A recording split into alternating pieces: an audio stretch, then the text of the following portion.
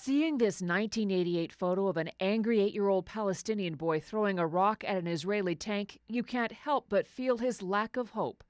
But 11 years later, Ramzi Aburedwan exchanged rocks for a viola.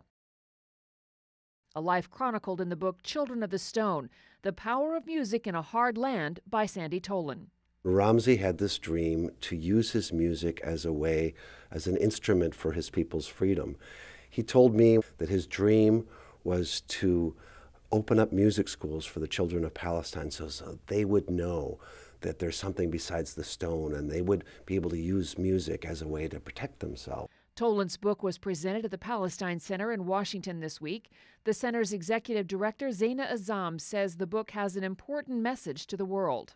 Focusing on Palestinian culture in general really brings to light the fact that this is not just a war zone, this is a society, this is people who have hopes and dreams, they have families, they want to play music, they want to draw, they want to do all these things in life that all the rest of us want to do. For millions of men, women, and children living in refugee camps all over the world, music and the arts could open the door to a more normal life. Aburedwan's opening those schools provided a path for the most vulnerable Palestinians.